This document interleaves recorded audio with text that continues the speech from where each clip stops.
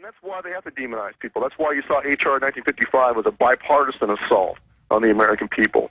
First thing you do is you label someone the enemy, you make them the other, you dehumanize them, and then you turn the forces against them. And so, but we're fighting back, and I think your show is important in that. You know what I think woke the military and police up the biggest? And we've confirmed this with state police and military everywhere, and it's even been in the news.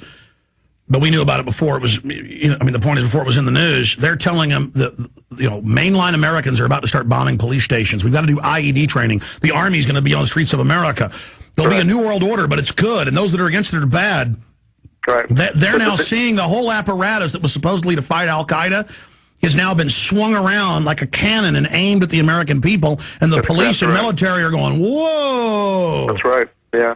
In fact, we just now put up on our site an article on how enemy combatant status was first proposed during the Clinton administration. Most folks don't realize that, but that idea of using tribunals for even American citizens was first proposed during the Clinton years to be used against McVeigh and the militias. And what Clinton didn't do, Bush unfortunately put into full effect, and now Obama's got it, and it's very likely he'll turn around and apply it domestically, to average gun owners. That's what we think might be the next spark. Going back to the Mordor analogy, it's just too good.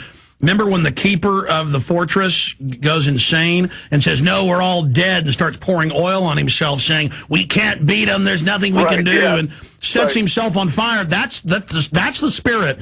More than just waking up police and military, the change is an inside job. It's all of us have to decide victory is ours.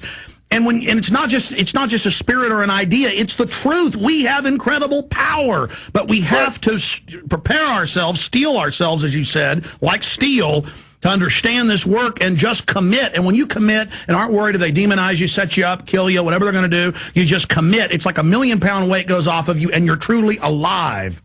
And you're now in communion with the Founding Fathers and every other rebel against tyranny in history. That's right. We're all going to die anyway. No one gets out of here alive. So what counts is whether you leave your children free. That's all that matters. That's all that matters. That's really it. And to take back to your analogy there, they want you to think it's hopeless. It's like you're staring into you're seeing only their propaganda. If all you do is look at what they want you to see, you'll think it's hopeless. That's right. He's staring into the crystal. And it's a TV set. It's only what Mordor wants them to see. That's exactly right. Like Claire Wolf said, break your TV. Break that stuff and get on the web and communicate with your fellow man. And here's the thing about Oath Keepers: it's positive. That's why people respond to it so much. It's positive. It's not just more negativity. They're starting to see the other side. Look, like you said, we have the strength. And we have the power, and you can't just assume the military is your enemy. You can't just assume police are your enemy. They want you to think that. They want. No, I have fallen into that. I mean, over the years, I've also got to reach out to them when I see the outrage. Then I started wondering about 5 years ago, why does the media show the worst police brutality over and over again? Why do they focus on it so much? And then I realized they want to split us apart, which puts the police more in their gang mentality and the people more in their mentality, and that's why they're advertising it. And I'm actually helping them when I make a big deal out of it. Right. Well, you got to have the truth. Like Patrick Henry said, you got to see the truth and know the truth. No, exactly. We put the truth out, but we have to also understand they're encouraging officers to act like this and understand they're not all like this. And if we fall in to just hating them and being threatened by them, that's what they want.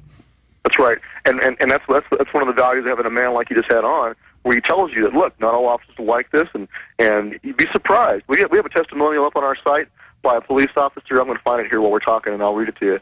But he just basically says, look, the majority of the guys in my force agree we won't do these things. And so I'm hearing that from Marines, too. I got a Marine sergeant the other day I talked to on the phone. He's like, I talk to my guys about this stuff all the time, and I make sure they know their oath. A lot of the young guys, when they first get to his unit, they think that their oath is to the president, and they have to set them straight. But now more and more they're talking about this stuff. And that was going on, before we founded Oath Keepers. It was going on already. So we're just kind of tapping into what's already happening. I'm looking for that right now. Here we go. This officer says he's a Texas police officer. Because after serving in the Navy from 90 to 93 on board the USS Blue Ridge, I became a police officer, and I'm still on the force. Not only will I refuse any unlawful order that violates the Constitution, I will fight the tyrants that give the orders. Rest assured that me and my brothers in law enforcement talk about this subject on a regular basis. About 80% feel the same way I do. I ask the rookies that when it comes down to nut cutting, whose side will you be on? The founding fathers who made this country so great, or the tyrants that are in power now? I took the oath twice and will uphold it twofold. God bless America, and he signed his name, Colin Connerly. Some people are willing to put their names on it. Other folks, understandably, are not. So, but that's the sentiment we're getting. We're getting floods of emails like that, saying, "Yeah, we're with you." You know. Well, I would add to this that, getting into the spiritual angle of this, standing up for liberty and goodness, as Martin Luther King said, the universe bends towards truth, towards justice, that it's providence. And if you don't understand that, folks, when you decide to fight evil and really get your head straight and you really are fighting evil, not being manipulated into fighting some red herring the establishment gives you, they're very good at that. It's like an electrical connection. It's spiritual. And then when I said that earlier, you literally then connect in to the founding fathers and everybody else that stood up for goodness. You literally connect into the disciples who were fighting the corruption of Rome. You literally, it's like a barrier, a dam is removed when you start standing up for freedom, because that's all that matters in the world. That's always a struggle between good and evil. There's always evil trying to take over. There's always evil trying to dominate. This is what life is all about, is defending liberty and freedom and building things and making life better. That's right. And the first thing you got to do is you got to not let fear control you. You got to say, you look at the big picture and realize that, and that's the value of the oath, is that everyone has taken that oath in the military. They did so understanding that it could mean their life. And these men, they take it so seriously still.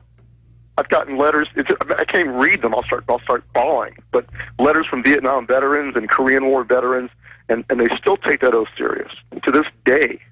And they understand that they have a line going all the way back to the men of April 19, 1775, even before that. They understand that the line of men who have fought and bled and died for freedom, and they understand that all those men gave them a sacred trust. And now it's their watch. That's why our motto is not on our watch, because now it's our turn to make sure that the light of liberty does not go out. Because if America falls, the world will fall into an age of darkness. And that's the truth. And these guys, they know it, and they're waking up. Well, look at North Korea.